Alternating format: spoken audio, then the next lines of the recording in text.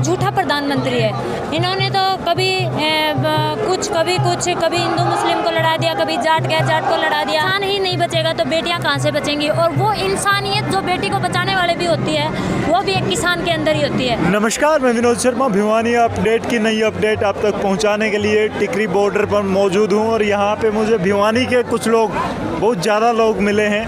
यहां आपको दिखाई देगी ये दादरी भिवानी से ही निकला ज़िला है, वो लोग बैठे हैं। दूसरी तरफ भी दादरी वाले बैठे हैं और ये टिकरी बॉर्डर का आखिरी सिरा है। यहाँ से आगे पुलिस का अपना बैरिकेडिंग है, वहाँ से आगे जा नहीं सकते। मतलब कि हरियाणा वाले और हरियाणा में भिवानी वाले सबसे आगे किसान आंदोलन में भाग ले रहे हैं। इसी दौरान मुझे यहाँ मिली एक भिवानी की बिटिया, एक हरियाणा की बिटिया कविता आर्या। PhD स्कॉलर हैं वो, उसके साथ साथ इंटरनेशनल प्लेयर हैं योगा में। उनसे बातचीत करते हैं। एक प्लेयर होने के नाते, एक स्टूडेंट होने के नाते आज यहाँ इस आंदोलन में कैसे फंस गई।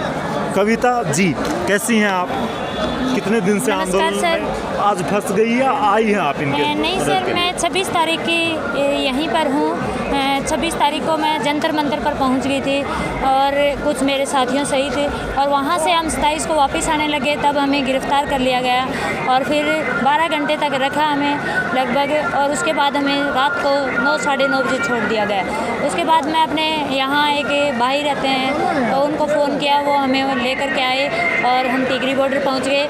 और उस दिन के हम यहीं पे किसान आंदोलन में हैं, और ये किसान आंदोलन मत कहो इसको, ये जन आंदोलन बन चुका है। क्योंकि आपने देखा होगा कि बाहर विदेशों में भी प्रदर्शन हो रहे हैं, चाहे अमेरिका हो, कनाडा हो, जर्मनी हो, यूरोप हो, चाहे आपका जापान हो। जापान में तो एक न्यूज़पेपर में भी छपा है कि ये इस सदी का सबसे बड़ा आंदोलन है। चलिए कविता, मैं बात करूंगा। आपने कहा कि आप 26 तारीख को आए, जंतर मंतर पहुंच गए। पहुंचने के पीछे क्या कारण थे कि आप किसानों के समर्थन में ही आए थे या किसी और कारण से आए? नहीं, किसानों के समर्थन में आई थी बिल्कुल। और क्योंकि जैसे तैसे हमें सूचना मिली कि आपको जंतर मंतर पर पहुंचना है, किसी भी तरह पहुंचो आप, तो हमने वहां पहुंचने का काम किया। लेकिन वहां हमें फ़ोटो तक क्लिक नहीं करने दी, वहाँ पुलिस का पूरा घेराव था। और फिर हम वहाँ से वापस लौटने लगे, तब हमें गिरफ्तार। किसने गिरफ्तार किया उस दौरान? लेडीज़ पुलिस मौजूद थी? आप लेडीज़ पुलिस भी मौजूद थी और जेंट्स भी। कैसा बर्ताव रहा उस दौरान का? बाकी कुछ नहीं था। उन्होंने अपनी गाड़ी आई पुलिस की और उन्होंने हमें रोक लिया, रोक करके कुछ देर तक रोड पर बैठा के रखा। उसके बाद एक दिल्ली का ही कोई थाना था, IPS थाना शायद, तो उसमें हमें बैठा के रखा। वहाँ दोपहर शाम को मतलब 3 बजे के आसपास हमें खाना खिलाया। उसके बाद फिर हमें रात को 9 बजे तक फिर बैठा के रखा वहीं, और वहाँ से फिर हमें छोड़ दिया गया 9:30-10 बजे। मतलब रात को छोड़ा? हाँ जी। बाकी जो लोग गिरफ्तार हुए थे कितने थे, और वो लोग लेडीज़ थे या फिर नहीं? हमारे साथ 5 लोग थे, उसमें से 2 हम लेडीज़ थी और 3 हमारे साथ भाई। पुलिस ने या प्रशासन के किसी व्यक्ति ने ये नहीं कहा कि आप लड़की हैं, आधी रात को कहाँ जाएंगे? नहीं, कुछ नहीं कहा ऐसा। फिर आप कैसे एडजस्ट करके यहाँ तक पहुँचे या कहाँ? यहाँ पर बहादुरगढ़ में एक रेलवे में भाई है, तो उसके पास हमने फ़ोन किया, हमारे गांव के पास का ही, तो वो हमें लेकर के आया, जितेंद्र यादव। और वहाँ से फिर हम यहाँ रुके रात को उसके पास, और फिर हम सुबह टिकरी बॉर्डर पहुँचे। पहली बार आप, क्योंकि स्टूडेंट हैं, PhD करने वाला स्टूडेंट कोई छोटा स्टूडेंट नहीं होता, बच्चा नहीं होता, दिमाग भी परिपक्व हो चुका होता है उस दौरान, और वो सोच समझ सकता है कि वो क्या करने जा रहे हैं। पहले से ही किसान आंदोलन में मदद करने के लिए पहले भी जुड़े रहते थे या पहली बार फर्स्ट टाइम में ही? नहीं, पहले भी जुड़ी रहती हूँ मैं, और मैं स्टूडेंट यूनियन के साथ मिलकर के हमने पंजाब यूनिवर्सिटी में भी हमने प्रेसिडेंट का चुनाव लड़ा और वो जीता भी।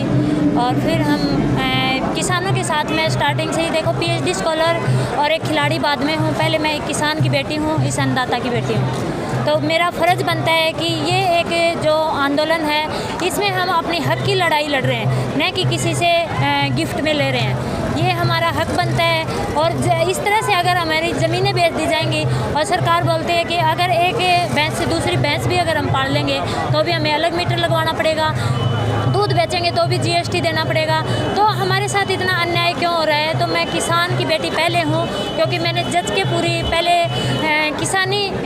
खेत का काम किया है, घर का काम किया है, तो मेरा भी फ़र्ज़ बनता है यहाँ कि मैं किसानों के साथ बढ़ चढ़ करके इनके साथ कंधे से कंधा मिला करके इस आंदोलन में हिस्सा लूँ।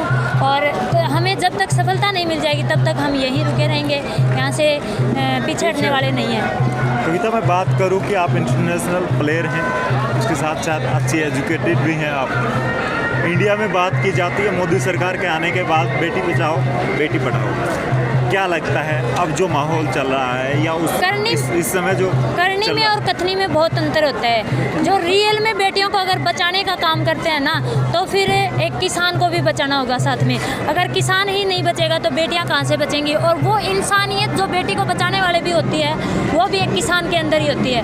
वो समझ सकता है कि बेटियों को किस तरह से पढ़ाता है, वो किस तरह से एक अपनी मजदूरी करके खेतों में लोगों को काम करवा के और फिर अपनी बेटियों को पढ़ाता है, लिखाता है, वो आगे बढ़ाता है। और सबसे ज़्यादा मेरा तो यही मानना है कि किसान की जो बेटी होती है वही आज आगे है सबसे ज़्यादा।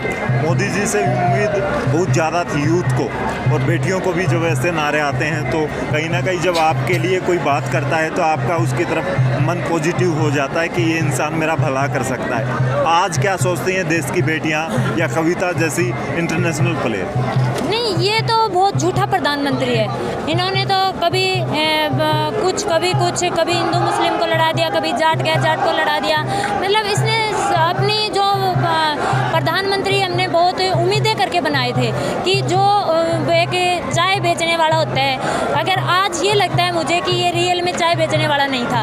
अगर रियल में होता तो वो उस दुख दर्द को समझता कि आज मैं हमने एजुकेशन भी की है कंप्लीट, और हम अंतर्राष्ट्रीय खिलाड़ी भी रहे हैं, लेकिन हमें उस किसान के दर्द को तो पता है, उसको नहीं भूले हैं हम। और अगर ये रियल में चाय बेचने वाला, क्योंकि लोगों ने क्या किया, पागल बनाया कि मैं चाय बेचने वाला था, मैंने कहाँ तक मैं पहुँचा हूँ और आपका भला करूँगा, मतलब तरह तरह से पागल बनाया। लेकिन आज हमें उस चीज़ से ये प्रूव होता है कि प्रधानमंत्री रियल में चाय बेचने वाला नहीं था। क्या पता उन्होंने उस चाय के बड़े बड़े बागानों में काम किया हो, खेती की होगी, लेकिन रियल में अगर वो बड़े किसान के अगर वो नहीं होते तो उनको पता नहीं होता कि वो रियल में एक चाय बेचने वाला था।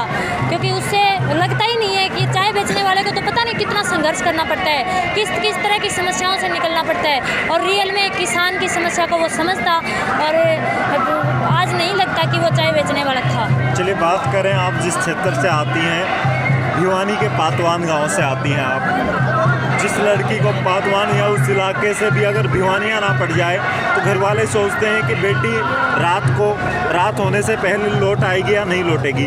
अभी फैमिली कितना सपोर्ट कर पा रही है, क्योंकि 10 दिन से आप यहीं हैं? फैमिली मुझे बिल्कुल पूरा सपोर्ट करती है कि मैं कोई गलत जगह नहीं आई हुई, क्योंकि एक सही अगर रास्ते पर कोई भी जाता है तो उसको पेरेंट्स भी नहीं रोकते, और उनका भी कहीं ना कहीं कद ऊंचा होता है कि वो उनकी एक बेटी अकेली यहाँ तक आई है और इस तरह के जन आंदोलन में पूरा बढ़ चढ़ करके हिस्सा ले रही है, तो उनको बहुत ज़्यादा खुशी है। और क्योंकि पेरेंट्स, अगर मैं किसी गलत रास्ते पे जाती तो क्या पता पेरेंट्स भी मुझे रोकते, लेकिन मैं अपने रास्ते पे सही रास्ते पे हूँ और मुझे पूरी सपोर्ट है परिवार और। एक लड़की है, माहौल इतना ज़्यादा है कि हज़ारों की संख्या में यहाँ पे लोग मौजूद हैं, इस तरफ ढोल बज रहे हैं, इस तरफ गाने चल रहे हैं। महसूस कैसा कर रही हैं? सेफ कितने हैं यहाँ पे महिलाएं जो दूसरी हैं? या बहुत ज़्यादा सेफ्टी है यहाँ पे, और महिलाओं के लिए तो हर मेरे चाचे ताऊ भाई इतने सारे लोग मेरे साथ हैं, तो ये सब मेरी सिक्योरिटी भी हैं अपने आप में। क्योंकि ये बेटी को किसी को कोई भी यहाँ, वैसे तो माहौल बहुत अच्छा है, कोई भी भाई या कोई भी चाचा ताऊ एक अच्छी बहुत ज़्यादा इज्जत देते हैं, हमें स्टेज के पास बैठाते हैं, पूरा ध्यान रखते हैं निकलते टाइम भी जाते टाइम भी, और जब तक हमारी सोने की व्यवस्था है वहाँ का भी पूरा ध्यान रखते हैं, वहाँ पर भी कुछ भाई सिक्योरिटी देते हैं, तो हम बहुत अच्छी तरह से सेफ़ हैं। और इसी तरह से मैं आशा और उम्मीद करती हूँ कि मेरे चाचा ताऊ बहुत अच्छे हैं